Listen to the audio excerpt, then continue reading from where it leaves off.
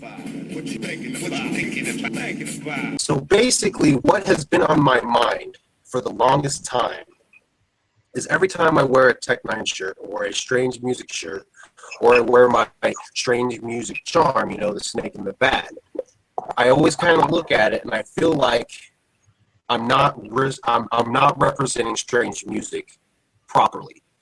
Because, to be honest, really the only artist I listen to a whole lot from Strange Music is Tech Nine. Now, I do own Prozac's Paranormal CD, and honestly, I get like halfway through it and I kind of stop. And I don't know. I've listened to some of his other stuff. I want to try to get into him more.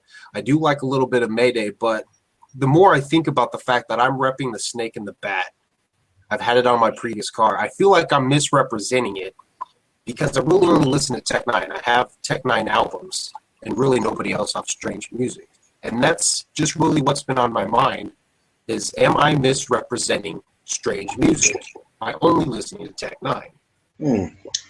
Well, I'm going to put it this way. When you're wearing your Hatchet Man hat, who do you think you're representing the most? For me, I'm definitely representing ICP the most. And that's the way I look at it, because, Tech Nine, he is Strange Music. Because I'll put it this way, because I was thinking about it. Okay, somebody could say, they like Mayday, they like Ritz, they like Prozac, they like Lynch, but they don't like Tech Nine. So that's almost the same realm of, I like Boondocks, I like Twisted, I like Blaze, but I don't like ICP. Well, then you can't really call yourself, I guess, a technician. I hate that word. I think it's my personal opinion. I prefer stranger, technician. But so really, I don't feel you're really misrepresenting it. I think you're just really at the core of what Strange Music is and what it's all about, in my opinion. Because Tech Nine will always be my favorite out of the whole roster. He's one of my favorite artists of all time. And this hangout may have a little bit of dick riding on my part. Heads up, everybody. That's all right. Kind of one of the ways I used to try to justify it for myself is the fact that Tech Nine himself, you look at his entire discography. You look at one album from one song to another, it's so vastly different. I look at Tech Nine as Strange Music. I think that's why I always represented it, and I was always proud to say that I love Strange Music, was because Tech Nine himself was Strange Music. Right. And as he started signing more artists, because I've been listening to Tech Nine since 2008, and since then the roster has vastly grown. And as they put out new artists, it's kind of like I'm not really repping any of these guys because I'm not supporting them. I'm not buying their albums. That's where it started to feel like, was I misrepresenting? So, I would definitely say Tech Nine is an artist, and by representing the snake in the bat, maybe I'm not totally misrepresenting Strange Music by only repping Tech, right? Right. Maybe, because you started listening to him in 08, right? Right. See, I started listening to Tech when you've seen changes. I've seen a lot, because this was the first album I remember ever picking up when it first dropped, and that was in 06, and I was listening to it since Vintage Tech came out, when he put out Absolute Power. They had Vintage Tech to hold over Forever Ready. So I've definitely seen, I've always been a supporter of every artist they've had on there. Every time an artist comes out, I always check it out. And I generally like it, except for Young Bleed. I don't know if you remember when he was on there. You probably don't. I think he sold like 45 copies maybe. But, yeah, you don't like Calico? You don't like Chris Calico?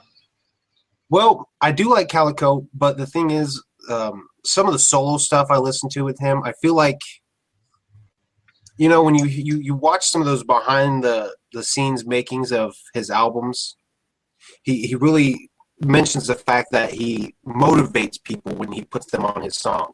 And I think that statement is true for his own artists on Strange Music, because Definitely. I listen to a collabos album, or I listen to a song on one of his albums that has a fellow Strange Music artist on it. Those artists go so hard. Yeah. But then when I listen to one of their albums, it's kind of like that notch is backed way down. They're not going as hard as they did on that Tech Nine album. So I like Chris Calico. I love a lot of the songs that he does with Tech Nine, or he's done with Tech Nine, where he's singing. But I've checked out some of his solo stuff, and it's kind of like that desire, that eagerness to get into it's there, but it's just not latching on. So maybe you like strange artists, the roster, but maybe only when they're on a tech track. That could be, because I mean, honestly, one of my favorite Tech Nine albums is a collabos album, and it's Strange Elation, because that album musically expresses different avenues of music. I mean, you've got some R&B tracks in there, you've got rap tracks in there, you've got some borderline metal tracks in there, and that album for me kind of represents what Tech Nine's been trying to say he is that diverse sound. Definitely. And those ciphers on that go hard as fuck. Yeah. But back to what I was saying, I've seen definitely a lot of transition, from when it was just Tech, Chris, and Cut. And then, I think it was around, I don't really remember when he started branching out, but he started getting, Big Scoob was signed, and then they had, Incognito was signed, and Grave Plot, and fucking, of course, Ritz and Mayday. So I've seen a lot. Scatterman, Snug Brim. A lot of people forget about Scatterman, Snug Brim. I remember when they first signed. I remember when that shit was going on. I remember it all. So definitely, I think Strange right now, seeing where it was as more of an underground label, I feel now it's like it definitely is like an independent powerhouse of some really solid artists. I mean, Strange Music isn't going to put out bullshit. Let's face it. I don't think Tech will allow that to happen. I mean, regardless of what your tastes are. But me, I like it all. And I mean, some albums I like more than others. Some I don't. But back to the core of it, I think maybe I hit the nail on the head with you. I mean, correct me if I'm wrong, but you seem to like more when the whole crew is doing something together. Yeah. As opposed to when, like, you'll pick up Seth's Crew. Seth's Crew's the shit. That's just looking into Seth's Crew. But, like, you pick up a Seth's Crew album, and you're just like, okay, it's pretty much what they did on the Tech track, but where's Tech? Yeah. Which Tech is always on everybody's album. There's at least one or two songs. Yeah, and see, that's a lot of where I think that's where I kind of lose it is I'll listen to, like, for instance, I was talking to Chaos about this yesterday when he was free, that I got into Mayday because I saw them at the 2012 Hostile Takeover tour, and I was impressed with their show. I did unfortunately download their first album, Take Me to Your Leader, and one of the first songs that I loved right off the bat was Badlands, but of course that's where the album started at. And as I listened, I was kind of like, yeah, this isn't a bad album at all, but there was a point where I lost my interest in it. But there is a nice handful of songs off that album that I do like. But listening to Strange Elation Volume 1, that first CD, I actually left that CD with a mentality of I rep Strange Music, and I'm proud to support it, because even though I may not like every artist on it, I represent what they stand for and that diversity of music. And that was all because of what I heard on that album. I was like, this album is fucking amazing because they've done so many different songs in this one album, and that's what Strange Music is. So many different sounds in one label. Yeah, for sure. But I mean, there's an interview I just watched recently. It's kind of a misleading interview, but it just says Tech Nine, and then it has a colon, and it says racism is taught. So I just happened to click on it and watch it. But at like the 8:59 mark on that video, might have been the 7:59 mark, and maybe I'll post a link to it.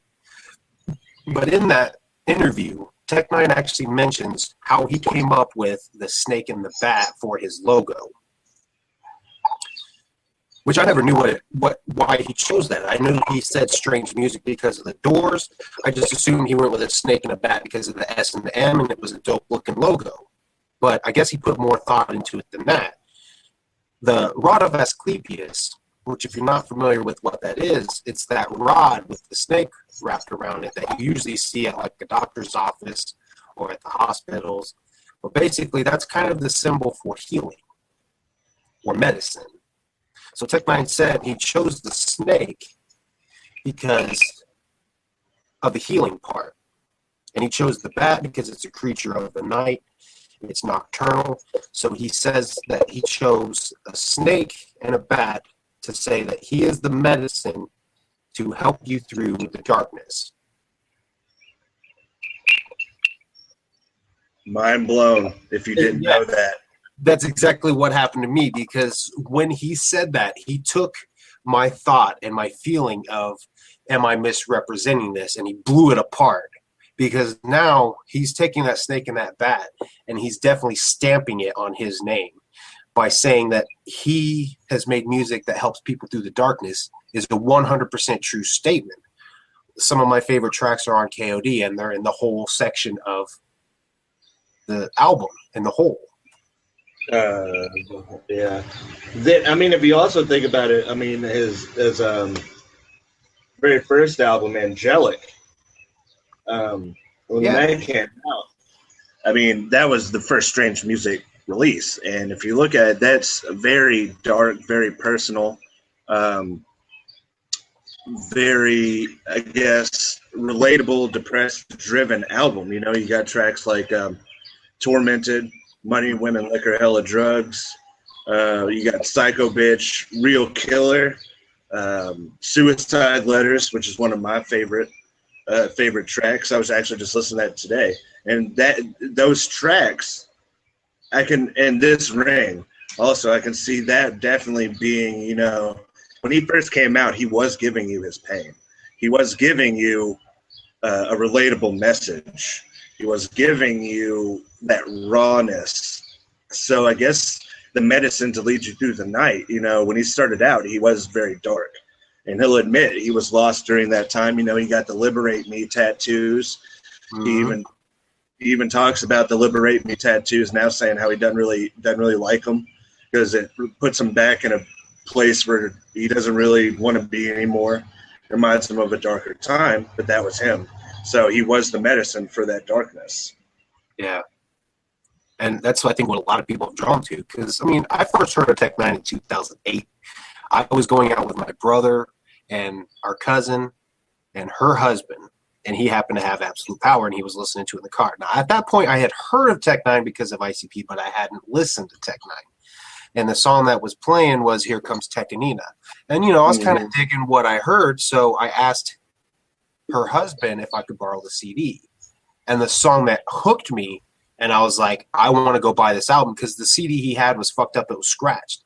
But the one song that really played clear for me was Trapped in a Psycho's Body. And I loved what I heard. That's a fantastic fucking track, man. All right, so I guess if there's nothing else to be said, we'll go ahead and wrap this up. Thank you guys for watching. Yeah. See ya.